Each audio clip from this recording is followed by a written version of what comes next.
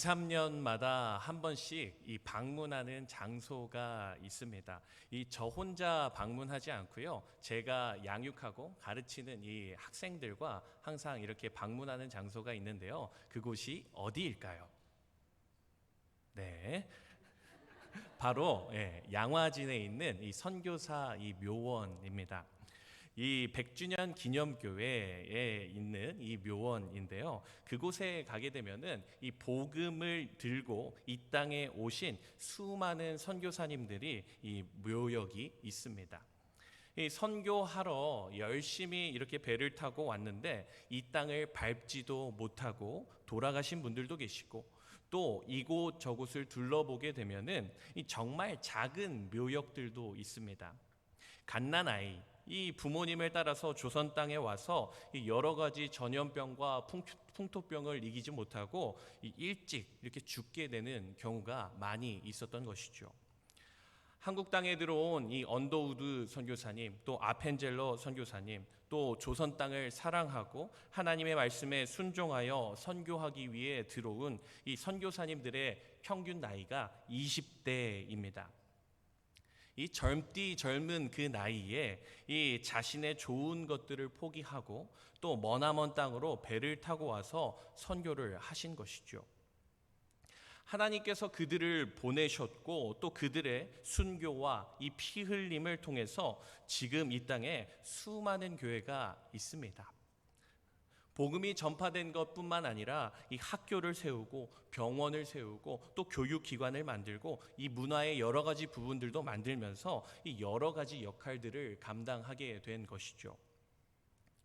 이 선교와 전도, 이 복음을 전하는 것은 이 자신의 목숨을 걸고 또 젊음의 때를 다 바쳐서 이 드리면서 하는 이 선교사가 될 수 있고, 또 우리의 일상의 삶 가운데 일상의 삶 속에서 예수님을 잘 전하는 이 삶의 전도가 있을 수 있는 것 같습니다.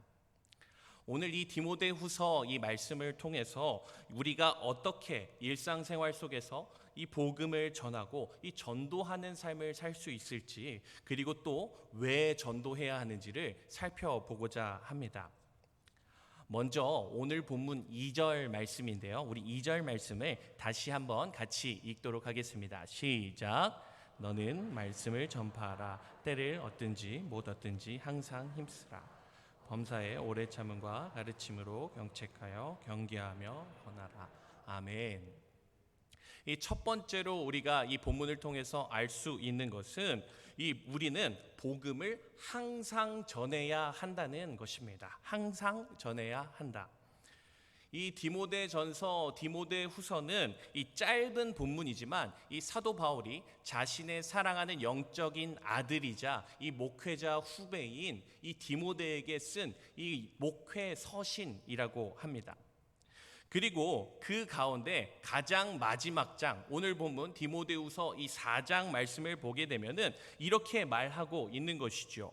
디모데야, 복음을 전해야 하는데, 말씀을 전해야 하는데 때를 얻든지 못 얻든지 계속해서 복음을 전해야 한다. 이렇게 말하고 있는 것이죠. 너는 말씀을 전파하라. 때를 얻든지 못 얻든지 항상 힘쓰라. 이렇게 사도 바울이 이야기하고 있는 것입니다. 이 편지에서 이 중요한 내용을 보게 되면은 편지의 중요한 내용은 편지의 가장 마지막 부분에 담겨져 있습니다. 오늘 사도 바울은 이 사랑하는 영적인 아들 디모데에게 편지의 제일 마지막 부분에 이 복음을 전할 것을 권면하고 있는 것입니다.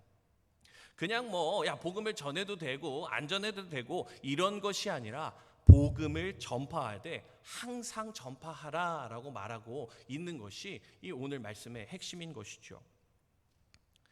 제가 신학대학원 시험을 준비를 하면서 계속해서 부모님께 손을 벌릴 수 없었기 때문에 아르바이트를 했습니다. 이 학원에서 초등학생들 영어를 가르치는 그런 아르바이트를 제가 했습니다. 1년 반 정도 제가 이 아르바이트를 하면서 이렇게 있었는데, 그때 특별했던 일이 있는데 아직도 생생하게 기억이 납니다. 학원이 이 집에서 편도 30분 정도 걸리는 거리였습니다. 이 걸어서 30분 정도 걸리는 거리였는데 제가 매일같이 걸어서 다녔습니다. 출퇴근을 걸어서 뭐 1시간씩 이렇게 걸어 다녔죠. 그러던 중에 이 3월쯤에 이 출근길에 한 여인이 저에게 매일같이 찾아오는 것이었습니다. 저를 흠모하고 저를 좋아하는 여인이 아니라 저를 전도하려는 여인이었습니다. 정말 하루도 쉬지 않고 저에게 매일같이 찾아와서는 뭐라고 얘기하냐면 표정이 어두워 보이시네요. 무슨 걱정이 있으신가요? 이렇게 이야기를 하면서 이 자신의 교리를 전하는 증산도 신도였습니다.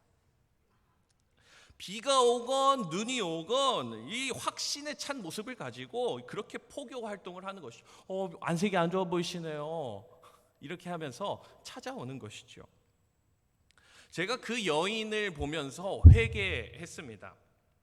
내가 목회자가 되겠다는 사람이, 내가 복음을 전하겠다는 사람이 저렇게 이단들도 열심히 전도를 하는데 나는 무엇을 하는가, 이런 생각을 했습니다.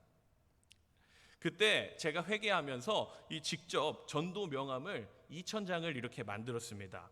이 전도 명함을 이렇게 만들어, 아직도 남아있는 것은 다 나눠드리지 못했기 때문인데요. 이 전도 명함을 만들어서 제가 출근할 때, 퇴근할 때 이 20장씩 들고 나가서 여기에 비타민 사탕을 붙이고 저의 전화번호를 적어가지고 매일매일 나가서 전도를 했습니다. 제가 공부했었던 시립도서관에 이 공무원 시험을 준비하는 우리 청년들, 그리고 시험 기간이면은 찾아오는 그런 청소년 친구들, 그런 친구들에게 이 비타민이 붙어 있는 이 명함을 주면서 이렇게 전도를 했었습니다. 명함에 연락처를 기입해서 힘든 일이 있으시면 꼭 연락 주세요 하면서 계속해서 복음을 전했습니다.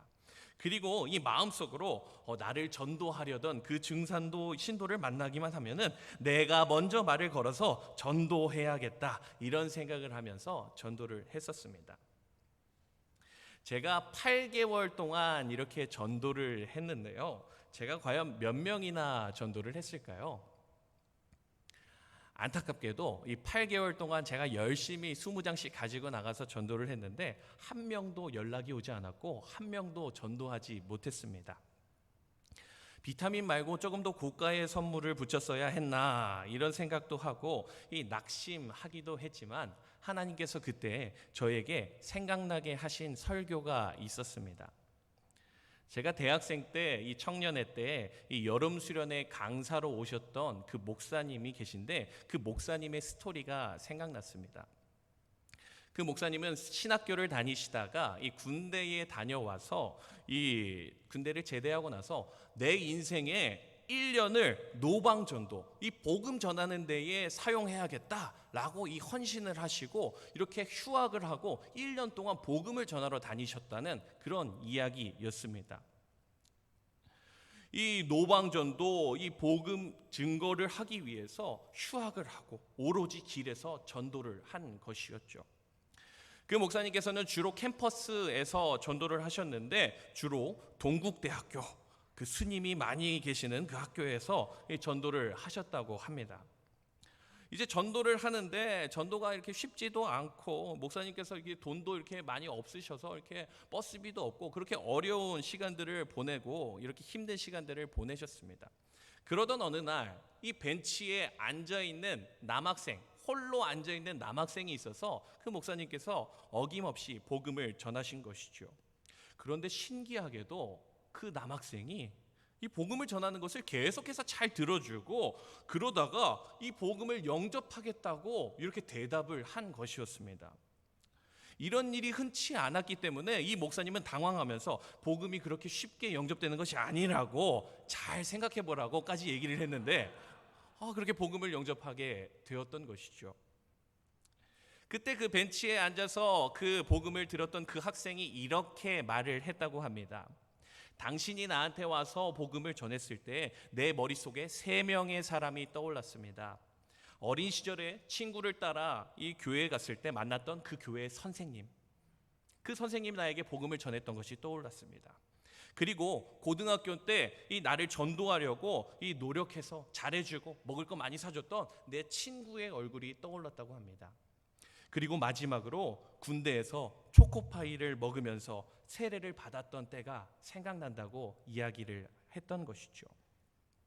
그런 이야기를 하면서 그 전도한 청년을 이 자신의 교회로 데려가서 함께 신앙생활을 했다 하는 그런 이야기가 생각이 났습니다.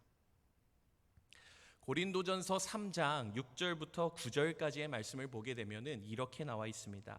나는 심었고 아볼로는 물을 주었을 때 오직 하나님께서 자라나게 하셨나니 그런즉 심는 이나 물 주는 이는 아무것도 아니로되 오직 자라게 하시는 이는 하나님뿐이니라. 아멘. 우리가 전도를 할 때에 우리가 열매를 맺지 못할 수도 있고 또 우리가 전도에 성공하지 못할 수도 있습니다. 그렇지만 우리가 계속해서 복음을 전하고 또 전해야 한다는 것을 꼭 기억하셨으면 좋겠습니다. 하나님께서 그 영혼을 자라게 하시고 그 영혼을 커 나가게 하시고 하나님의 때에 하나님께서 우리와 함께 이 복음을 믿는 자로 불러 주실 것이라고 말씀하고 계시는 것이죠. 하나님의 때에 열매될 것이라는 그 마음의 확신을 가지고 오늘도 우리는 씨를 뿌려야 한다는 것입니다. 오늘 본문 2절 말씀에서처럼 때를 얻든지 못 얻든지 항상 힘쓰라. 항상 힘쓰라. 이 복음을 전하는 노력이 우리 가운데 있기를 소망합니다. 오늘 본문에서 두 번째로 기억해야 할 것은 바로 복음을 전할 때에 우리의 소중한 것을 포기해야 할 때도 있다라는 것입니다. 오늘 본문 4장 5절 말씀인데요. 우리 함께 읽어볼까요? 함께 말씀 읽도록 하겠습니다. 시작. 그러나 너는 모든 일에 신중하여 고난을 받으며 전도자의 일을 하며 내 직무를 다하라. 아멘. 이 5절 말씀에서 고난을 받으며 전도자의 일을 하며 내 직무를 다하라라고 말하고 있지요. 이 사도 바울은 이 복음을 전하다가 감옥에 갇힌 일은 말할 것도 없고 재판도 수차례 당했습니다. 또 안디옥과 이고니온에서 복음을 전하다가 이 유대인들이 엄청나게 핍박하면서 이 돌을 던져서 이 돌을 맞아가지고 죽은 줄 알고 이 마을 밖에 던져버렸는데 그 다음날 깨어나서 다시 그 마을에 들어가서 또 복음을 전하는 것이 바로 사도 바울의 모습이었던 것이지요. 사도 바울은 1차, 2차, 3차에 걸쳐서 이 전도 여행을 떠나서 이 여러 사람들에게 복음을 전했던 것을 우리는 알 수 있습니다. 그 1차, 2차, 3차에 그 복음을 전했던 길의 이동 거리가 약 17,000km 정도라고 합니다. 17,000km. 이 거리는 서울에서 지금 남극 세종기지까지의 거리가 바로 17,000km 정도 된다는 것이죠. 이 걸어서 그 수많은 길을 오고 가며 핍박받으며 이 목숨이 왔다 갔다 하는 상황 가운데서도 사도 바울은 복음을 전했던 것이죠. 자신의 소중한 것, 자신의 귀중한 것, 그것이 나의 생명일지라도 그것을 내어드리며 열심히 복음을 전했던 것이 바로 이 사도 바울의 모습입니다. 우리는 이 예수님을 전하다가 돌로 맞은 일은 없습니다. 또 우리는 예수님을 전하다가 재판대에 서지 않습니다. 그리고 또 우리는 이 예수님을 전하다가 감옥에 갇히지 않습니다. 왜 그런 줄 아십니까? 우리는 예수님을 전하지 않고 있기 때문입니다. 전도하지 않고 있기 때문입니다. 분명 오늘날에도 이 복음을 전하다가 핍박이 있을 것입니다. 그런데 그 핍박을 느끼지 못하고 있는 것이 바로 복음을 전하는 것, 예수님을 전하는 것을 전혀 생각하지 않고 살아가고 있는 우리의 모습이라는 것입니다. 나의 평안함을 위해서 또 가족들의 편안함을 위해서 또 유익을 위해서 우리는 전도와 멀리 지냈을 수도 있습니다. 불편하기 싫고 또 내 시간을 들이기 싫고 또 우리 가족들 불편한 게 싫습니다. 마음이 불편하고 마음이 복잡한 것도 싫고 거절당하는 것도 싫기 때문에 우리는 이 중요한 것을 내어서 복음을 전하는 것을 멀리 했을지도 모릅니다. 벌써 시간이 많이 흘렀는데 이 7년 전에 고향교회에 있었을 때 일입니다. 이 청소년 부서에서 제가 교사를 하고 있었는데 이 청소년부에서 전도 축제를 1년에 2차례 이렇게 했습니다. 그때 고1이었던 그 학생이 전도를 한 스토리가 있는데 이 담임 목사님께서도 한 달 전에 이렇게 말씀해 주셨는데 영상이 있습니다. 이 영상을 보고 함께 말씀을 이어나가겠습니다.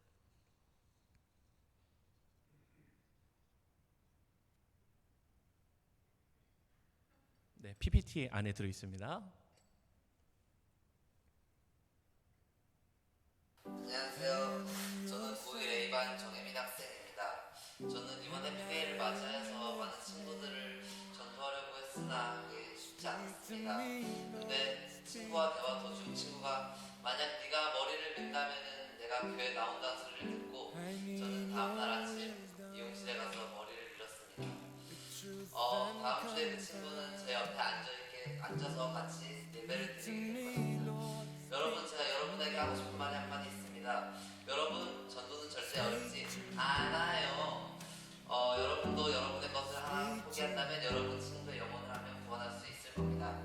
여러분, 많은 친구들을 데리고 와서 같이 많은 은혜 받는 시간이 됐으면 좋겠습니다. 다음 주에 Speak your words of life. Speak to me. Speak to me. I am listening. 이 친구들이 장난으로 네가 삭발을 하면은 네가 만약에 삭발하면은 내가 교회에 한번 따라가 줄게 이렇게 이야기를 한 것입니다. 그런데 이때 이 회민이라는 그 친구가 그 친구들의 말을 듣고 정말로 교회 올 거지 하면서 다음 날 자기 머리를 밀어버린 것입니다. 화면을 보셔서 아시겠지만 삐쩍 마르고 그렇게 인기 있는 스타일의 학생이 아닙니다. 그런데 친구들을 전도하기 위해서 이 자기 머리를 삭발한 것입니다. 우리 다음 주에 초청 잔치 때 그 회민이란 친구가 한 명을 전도해 왔습니다. 이 많이 전도에 성공한 것도 아니고요. 그 무리들이 같이 온 것도 아니고 한 명 전도해 왔습니다.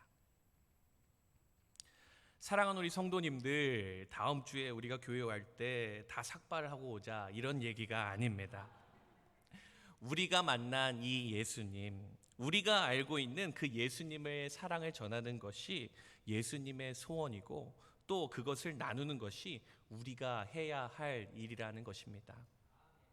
마태복음 28장 19절에서 20절까지 말씀을 보게 되면 이렇게 나와 있죠. 그러므로 너희는 가서 모든 민족을 제자로 삼아 아버지와 아들과 성령의 이름으로 세례를 베풀고 내가 너희에게 분부한 모든 것을 가르쳐 지키게 하라. 예수님의 지상 명령입니다. 예수님의 유언입니다. 사도 바울이 사랑하는 영적 아들 디모데에게 복음을 전파하라, 때를 얻든지 못 얻든지 전파하라 라고 이 디모데후서 4장 끝에 이렇게 이야기를 하였고, 예수님께서 이 땅 가운데 마지막으로 우리에게 말씀하신 것, 모든 민족을 제자로 삼아 아버지와 아들과 성령의 이름으로 세례를 베풀고 모든 것을 가르쳐 지키라 라고 말씀하신 것이 바로 우리에게 주신 유언과 같은 말씀이라는 것입니다. 내가 만난 그 예수님, 내가 만난 그 예수님의 사랑을 전할 수밖에 없는 우리 귀한 청암교회 성도님들 되셨으면 좋겠습니다. 다음 주에 우리 이제 우리 축제, 온 가족 전도 축제를 하게 되는데, 우리가 이 만난 예수님, 그 예수님의 사랑을 나만 누리고 살아가는 것이 아니라 나누고 또 섬기면서 나의 소중한 것을 나누면서 우리가 복음을 전할 수 있는 우리 귀한 청암의 성도님들 모두가 되시기를 축복합니다. 기도하겠습니다.